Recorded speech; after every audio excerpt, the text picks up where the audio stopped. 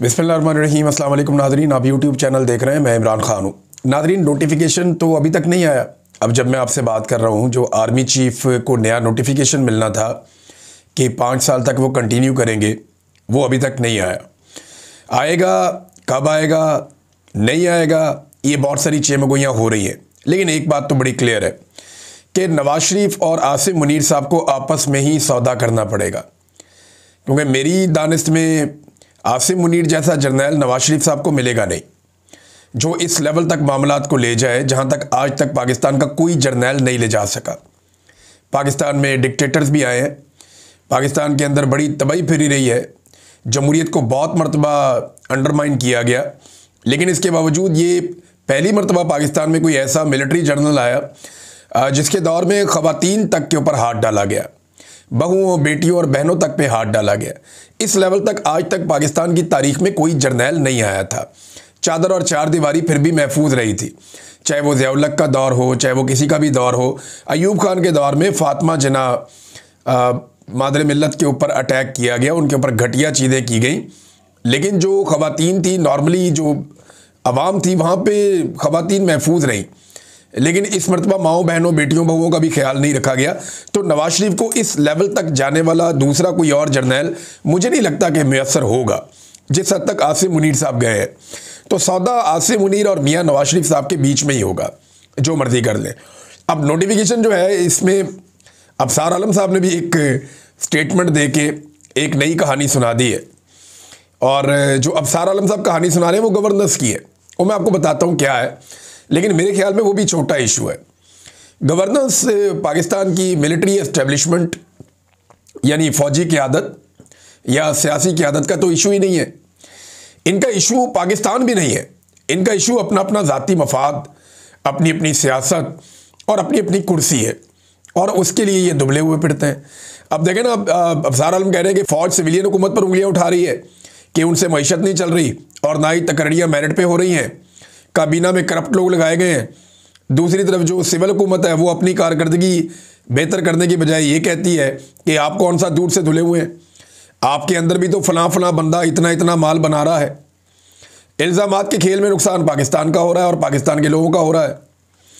हकीकत यही है कि सिविल मिलिट्री दोनों अतराफ करप्शन और नाअहल अफराद दोनों तरफ मौजूद है। अच्छा, ये अब अफसार आलम साहब कह रहे हैं कि वो ये हकीकत जानते हैं। अफसार आलम वो सहाफ़ी हैं जो इस वक्त एस्टेब्लिशमेंट के चहीते हैं, और एस्टेब्लिशमेंट की तरफ से उन्हें सत्ते खैर है, और आजकल उनका सर कढ़ाई में है, सारी उंगलियां घी में। तो आजकल तो वो कुछ भी कह सकते हैं, लेकिन उनका ये मानना है कि चाहे PMLN की हुकूमत है जिसके वो बड़े करीबी हैं, नवाज शरीफ साहब ने उनको ओहदे भी दिए माजी में, वो नवाज शरीफ और मरीम नवाज़ की गाड़ी में ट्रैवल भी करते हैं, और बड़ी कुर्बतें हैं उनकी शरीफ ख़ानदान के साथ, और साथ में उनकी मिलिट्री एस्टेब्लिशमेंट के साथ भी बड़ी कुर्बतें हैं।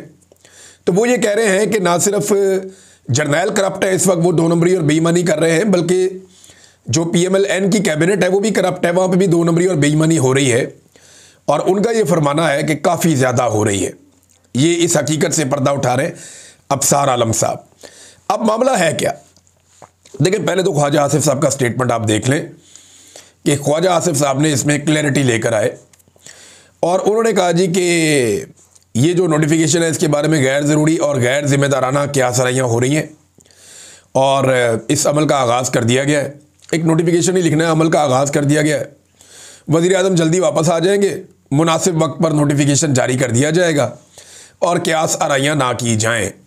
ये जनाब ख्वाजा आसिफ साहब ने इसके बारे में एक स्टेटमेंट भी दे दिया। अब वज़ीर दिफ़ा है ना, वज़ीर दिफ़ा के अंडर आता है सेक्रेटरी दिफ़ा, और सेक्रेटरी दिफ़ा के अंडर आता है आर्मी चीफ़। उसूल तो ये है। तो वज़ीर दिफ़ा ने कहा तो मान लेना चाहिए कि नोटिफिकेशन हो जाएगा, और मामला वही है कि सौदा आसिम मुनीर और नवाज शरीफ के बीच में ही होगा। किसी तीसरे के बीच में आने के इम्कानात बड़े महदूद हैं। अब अफसार आलम साहब ये बताते हैं कि आसिम मुनीर साहब ने जो सिक्योरिटी वर्कशॉप एक चल रही थी, वहाँ पे जब वो आए तो उन्होंने बंद कमरे में खिताब किया।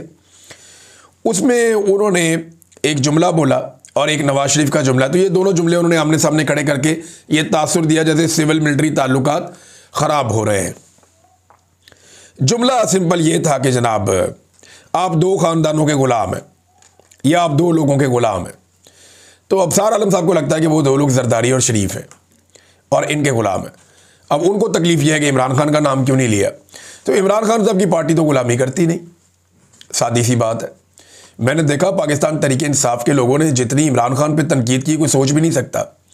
जब इमरान खान साहब कोई गलत चीज़ कर लेते हैं, पाकिस्तान की किसी पॉलिटिकल पार्टी के फॉलोअर्स ने अपनी लीडरशिप के फैसलों को इस तरह क्रिटिकली नहीं देखा जिस तरह पाकिस्तान तहरीक इंसाफ के लोगों ने देखा।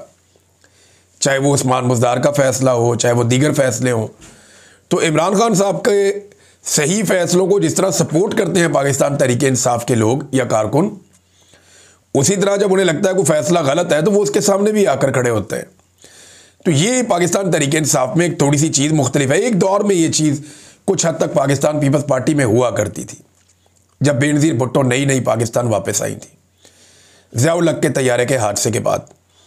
लेकिन फिर हमने देखा कि आहिस्ता आहिस्ता पीपल्स पार्टी में से ये चीज़ ख़त्म होती गई और जरदारियों का मुकम्मल कंट्रोल इस पॉलिटिकल पार्टी के ऊपर हो गया। अब नाज़रीन, रोला जो है ना वो परफॉर्मेंस का बताया जा रहा है। फ़ौजी कहते हैं कि सिविलियन काम नहीं कर रहे, सिविलियन कहते हैं कि फ़ौजी काम नहीं कर रहे। वो कहते हैं जी हम काम करें, आपकी ख्वाहिशें पूरी करें। तो देखें, इसको ज़रा और सिंप्लीफाई कर देते हैं।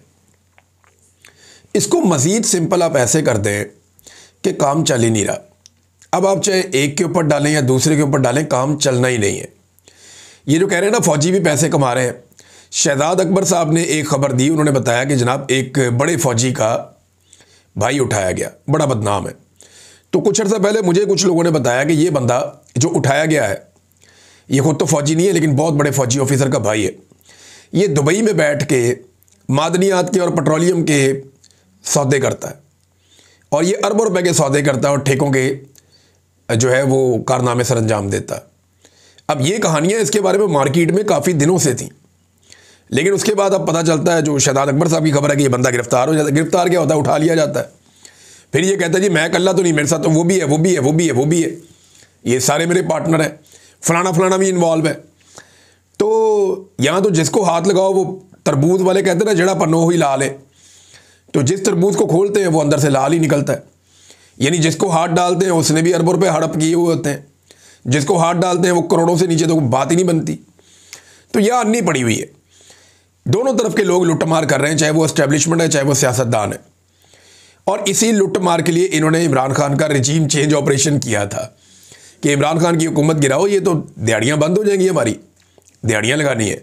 तो दिहाड़ियाँ तभी लगेंगी सियासतदानों की और जर्नैलों की जब इमरान खान जैसा सियासतदान नहीं होगा जो अवामी फैसले करने की कोशिश करेगा। और 3 साल में आपने देख भी लिया था कि इमरान खान साहब का जो तर्ज हुक्मरानी था वो इन लोगों से तो कम बहुत बेहतर था।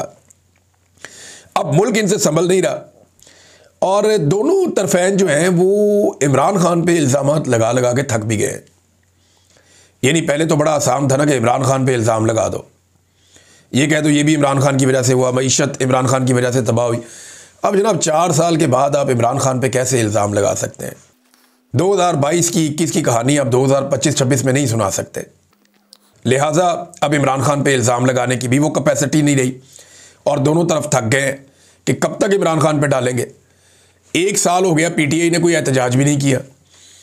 वो छोटा मोटा जलसा जुलूस तो हर पॉलिटिकल पार्टी करती है और मेरे ख्याल में जमात इस्लामी ने पाकिस्तान तहरीक इंसाफ से ज़्यादा पॉलिटिकल एक्टिविटीज़ की हैं, बड़े बड़े जलसे किए हैं, हर शहर के अंदर किए हैं। पीटीआई को तो करने ही नहीं दिया गया। तो 1 साल हो गया पाकिस्तान तहरीक इंसाफ ने कोई एहतजाजी सियासत भी नहीं की। वो ज़्यादा से ज़्यादा बेचारे चंद बंदे इकट्ठे होकर अडियाला जेल के बाहर चले जाते हैं, वहाँ 4 नारे लगा देते हैं। इसके अलावा तो उन्होंने कोई बड़ा सियासी एहतजाज या कोई लॉन्ग मार्च या ऐसी कोई चीज़ नहीं की जिसके बाद ये कहें कि जनाब वो अदम इस्तेहकाम का शिकार कर रहे हैं पाकिस्तान तहरीक इंसाफ वाले हुकूमत को, या वो काम चलने नहीं दे रहे। तो अब पाकिस्तान तहरीक इंसाफ ने कुछ किया नहीं, लेकिन इसके बावजूद इस पूरे साल के अंदर हर शोबे में तनज़ली हो रही है। यानी सिर्फ नवंबर के महीने में आप उठाकर देखें तो टैक्स कलेक्शन हुई है, ये जो FBR ने की है, इसमें 139 अरब रुपया कम इकट्ठा किया है। अंदाज़ा करें आप कि ये टैक्स भी अभी तक कलेक्ट नहीं कर पा रहे और हालात इतने पतले हैं पाकिस्तान के कि कोई चीज़ भी इनके कंट्रोल में नहीं आ रही। अब इल्ज़ामात एक दूसरे पे डाल रहे हैं, लेकिन असल मामला जो अभी भी मुझे ये लगता है बीच में फंसा हुआ है वो ये है कि नवाज शरीफ साहब इमरान खान साहब से मुस्तकिल छुटकारा चाहते हैं। उन्हें यह लगता है कि जब तक उन्हें या उनकी फैमिली को इमरान खान साहब से मुस्तकिल छुटकारा नहीं मिल जाता, तब तक उनकी सियासत इसी गड़े में पड़ी रहेगी। एस्टेब्लिशमेंट ये जानती है कि अगर इमरान खान साहब से कोई मुस्तकिल छुटकारा मिल गया शरीफ और जरदारी और मौलाना को या इनके ख़ानदानों को, तो इन्हें कंट्रोल करना नामुमकिन हो जाएगा, क्योंकि ये इमरान खान से ही तो डरते हैं। और अगर इमरान खान का डर निकल गया बीच में से, तो फिर उसके बाद ये हमारे गले पड़ जाएंगे और ये अपनी मनमानी शुरू कर देंगे।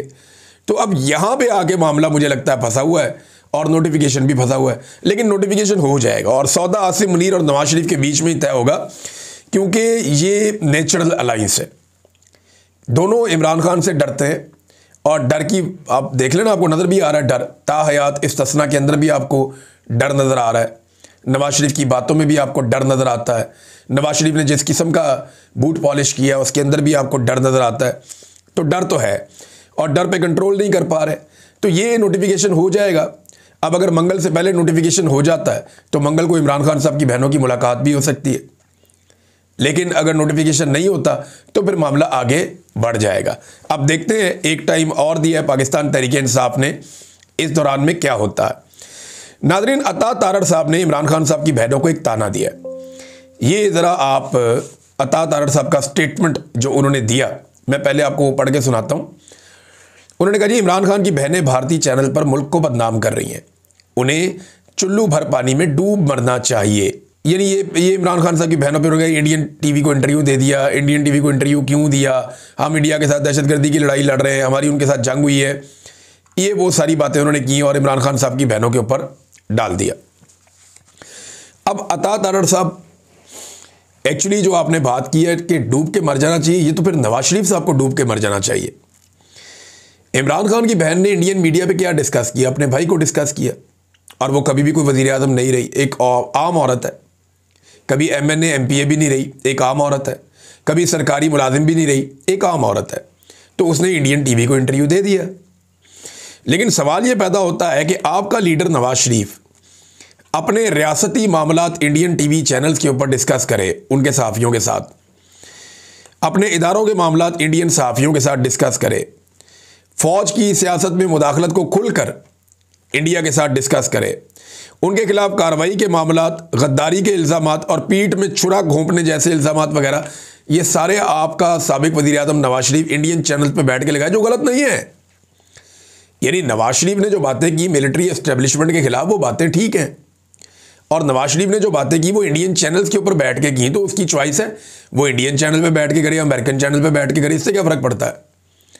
तो अगर नवाज शरीफ गद्दार नहीं है या वो चुल्लू भर पानी में डूब के नहीं मर रहा, तो फिर नौरीन खानम क्यों चुल्लू भर पानी में डूब कर मर जाए? अता तारड़ साहब, इसके बारे में सोचिएगा। अगर आपको समझ आ जाए तो ठीक है, वरना फिर चुल्लू भर पानी में डूब कर मर जाइएगा, क्योंकि आपकी इतनी अकल ही नहीं है कि आपको कैबिनेट के इतने अहम ओहदे के ऊपर बिठाया जाए। जो आपको रटा देते हैं चंद अफसरान, वो आप आके पढ़ के सुना देते हैं या रटा रटाया आप आकर बोल देते हैं। अपने दिमाग से काम लीजिए। आपके लीडर ने कई मरतबा इंडियन चैनल्स को इंटरव्यू दिया। अभी कुछ अर्सा पहले आप लोगों ने इंडियन सहाफ़ियों को वेलकम किया रायवंड में, जो बहुत अच्छी बात है। आप लोगों ने नरेंद्र मोदी को वेलकम किया, जनरल मित्तल को वेलकम किया हमेशा, जो बहुत अच्छी बात है। आप लोग वहाँ नवाज शरीफ साहब जाते हैं भारत में और कश्मीरी क़यादत से नहीं मिलते, हुर्रियत रहनुमाओं से नहीं मिलते, जो मियाँ नवाज शरीफ साहब की अपनी चॉइस है। मियाँ नवाज शरीफ साहब मोदी के साथ और इंडिया के साथ बेहतरीन ताल्लुकात बनाना चाहते हैं, जो बहुत अच्छी बात है। तो अगर मियाँ नवाज शरीफ साहब गद्दार नहीं है, तो एक इंटरव्यू अपने भाई के बारे में देकर नौरीन खानम कैसे गद्दार हो सकती हैं, या उन्हें चुल्लू भर पानी में क्यों डूब मरना चाहिए? सवाल तो ये है। नाज़रीन, यहाँ पे मेरे पास एक और ख़बर है, और ख़बर ये है कि गज़ा के मामले पर या इसराइल और फ़लस्तीन के मामले पर मोहम्मद बिन सलमान और डोनाल्ड ट्रंप में जो हल्की सी तलखी हुई, जिसमें मोहम्मद बिन सलमान ने यह कहा कि जब तक फ़लस्तीनी रियासत के क़याम का मामला तय नहीं हो जाता, तब तक अब्राहम अकॉर्ड का हिस्सा बनना मुमकिन नहीं है। अब मोहम्मद बिन सलमान साहब का ये बड़ा उसूली मौक़िफ़ है। यही बात इमरान खान साहब भी करते थे। मोहम्मद बिन सलमान वली अहद है, जो सुल्तान है शाह सलमान साहब, वो भी यही बात करते हैं, मोहम्मद बिन सलमान के वालिद। और ये एक पुराना मौक़िफ़ है कि फ़लस्तीनी रियासत का क़याम अमल में लाया जाए, फिर जो इसराइली रियासत है उसको भी तस्लीम कर लिया जाएगा। लेकिन उसके लिए शराइत ये है कि 1967 की पोजीशन पे जाएं। अब मोहम्मद बिन सलमान ने यही शर्त दोबारा डोनाल्ड ट्रंप के साथ रखी, जिस पे हल्की फुल्की तलखी हुई। पाकिस्तान ने फौरी तौर पे एस्टीमेट लगाया कि यार ये क्या हो गया, हम तो सोच रहे थे सारी गेम हाथ में है, तो हम तो 4 कदम आगे निकल गए थे, हमने तो करारदाद भी पास करवा ली। उधर मोहम्मद बिन सलमान ने डोनाल्ड ट्रंप को कहा जी पैसे वैसे मैं लेकर आ रहा हूँ, इन्वेस्टमेंट मैं करूँगा यहाँ अमेरिका में, लेकिन ये जो आप इसराइल को तस्लीम करने वाली बात कर रहे हैं, इसकी कंडीशन वही है जो पहले इसकी कंडीशन थी।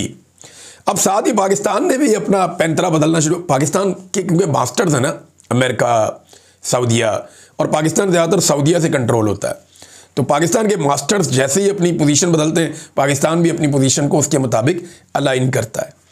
ख्वाजा आसिफ का स्टेटमेंट आ गया, गजा मुआहदे के हामी मुस्लिम ममालिक को अपनी पोजीशन पर दोबारा गौर करने की ज़रूरत पड़ सकती है, क्योंकि इलाके में नाजुक जंगबंदी की मुसलसल खिलाफ वर्जियाँ हो रही हैं। ख्वाजा आसिफ साहब ने देखा कैसे पैंतरा बदला है यहाँ पे। अब क्योंकि मोहम्मद बिन सलमान ने फौरी तौर पे कोई रद्द-ए-अमल नहीं दिया, तो पाकिस्तान को लगा कि हम ज़्यादा आगे ना निकल जाएं, लिहाजा अब ये पीछे हटना चाहते हैं। तो क्या ट्रंप इन्हें पीछे हटने देगा, ये भी एक सवाल है। मुझे लगता है जब भी ट्रंप का इनको फ़ोन आएगा ये जूते पॉलिश करना शुरू हो जाएंगे, क्योंकि अब तो आलमी सतह पे शहबाज शरीफ को कहा जाता है कि शू शाइन बॉय, जूते चमकाने वाला लड़का। तो शहबाज शरीफ साहब जो है वो दोबारा वही करेंगे।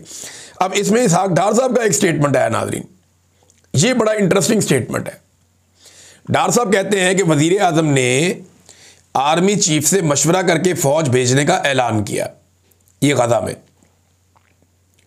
मशवरा नहीं, आर्मी चीफ के हुक्म पर, आपको ये कहना चाहिए था।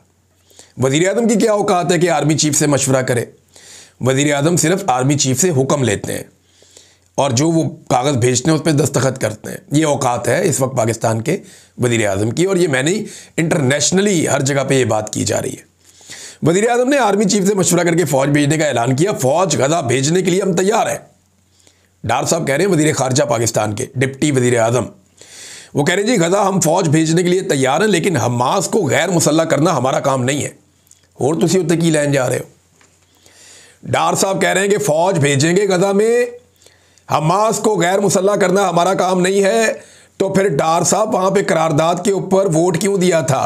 वो करारदाद तो यही कहती है कि हमास को गैर मुसल्लह करना है और उसके लिए एक स्टेबलाइजेशन फोर्स भेजनी है। ये जो फ़ौज जाएगी इसकी जो बेसिक ड्यूटी होगी, नंबर 1 हमास को गैर मुसल्लह करना, नंबर 2 इसराइल की सरहदों की हिफाजत करना। ये 2 जिम्मेदारियां बड़ी जिम्मेदारियां हैं उस फौज की जो फौज यहां से जा रही है। अब डार साहब कह रहे हैं जी हमास को गैर मुसल्लह करना हमारा काम नहीं है, तो और आप वहां पे ट्रैफिक कंट्रोल करने जा रहे हैं गजा में, या वहां पे इमदादी सरगर्मियों में हिस्सा लेने जा रहे हैं गजा में, या वहां तेल के कुएं ढूंढने जा रहे हैं आप गजा में, या आप वहां क्या करने जा रहे हैं? फिर भाई फौज का काम लड़ाई करना होता है, और क्या काम होता है? तो लड़ने का काम ही करना है फौज ने। अब इसराइल से तो आपने लड़ना नहीं है, उनके साथ मिलके तो आपने करारदाद पास करवाई है, तो लड़ना तो आपको फलस्तीन के साथ पड़ेगा। तो ये नैरेटिव आप ना बनाएं, आपकी फौज वही काम करेगी जो डोनाल्ड ट्रंप के तैनात किए हुए ऑफिसर्स वहां पे हुक्म देंगे। वो करना पड़ेगा, उसके अलावा गुजारा नहीं है, वो करना पड़ेगा, तभी तो आपके मामला हल होंगे। नादरीन, NA-18 हरीपुर, उसके हवाले से एक इंक्वायरी का हुक्म दे दिया। वज़ीर आला सुहेल आफरीदी ने NA-18 हरीपुर ज़िमनी इंतखाबात की इंक्वायरी का फ़ैसला कर लिया। ये शफ़ी जान साहब जो तर्जुमान है वज़ीर आला के और ये मामले ख़ुसूसी भी हैं, उन्होंने ये बयान जारी किया। और सुहेल आफरीदी ने NA-18 हरीपुर के ज़िमनी इंतखाबात में पार्टी को इंक्वायरी का इख्तियार दे दिया। ज़िमनी इलेक्शन में क्लास 4 से लेकर डिप्टी कमिश्नर तक सबकी मुकम्मल इंक्वायरी होगी। किसी भी एहलकार या अफसर के मुलव्वस होने पर सख्त तादीबी कार्रवाई होगी। हमें यकीन है कि सूबाई हुकूमत के मातहत मुलाजमीन और अफसरान धांधली में मुलव्वस नहीं, फिर भी शफाफियत के लिए इंक्वायरी कर रहे हैं। ज़िमनी इंतखाबात में मुबैना धांधली पर इलेक्शन कमीशन को रेफरेंस भेज रहे हैं। प्रिजाइडिंग अफसरान के बयानात और बयान हल्फी कलमबंद किए जा रहे हैं। ये मामले में अगर पाकिस्तान तहरीक इंसाफ ठीक तरीके से हैंडल कर गई ना, तो यहाँ धांधली में इनकी जान फंस जाएगी PMLN की, और पूरे पाकिस्तान का इलेक्शन एक्सपोज होगा। क्योंकि देखिए सारे प्रिजाइडिंग ऑफिसर वहीं से हैं और उन्होंने ही फॉर्म 45 जारी किए हैं। अब PTI के पास सारे के सारे फॉर्म 45 हैं, उन्होंने वो फॉर्म 45 लेकर जाने और प्रिजाइडिंग ऑफिसर से बयान हल्फी लेने कि जनाब ये वाले जो फॉर्म 45 है ये हमने जारी किए हुए हैं। और जब वो ये बता देंगे कि ये वाले फॉर्म 45 हमने जारी किए हुए हैं, तो उन फॉर्म 45 की बुनियाद के ऊपर पूरे इलेक्शन का रिजल्ट तब्दील हो जाएगा, इलेक्शन कमीशन भी फंस जाएगा। ये मामला अदालत में भी जा सकता है, मामला चलेगा लंबा, लेकिन ये है कि एक्सपोज बहुत बुरी तरह हो गए धांधली वाले इलेक्शन के हवाले से पाकिस्तान की वफाकी हुकूमत और एस्टेब्लिशमेंट। अब तक के लिए इतना ही। अपना ख्याल रखिएगा, अपने इस चैनल का भी। अल्लाह हाफ़िज़।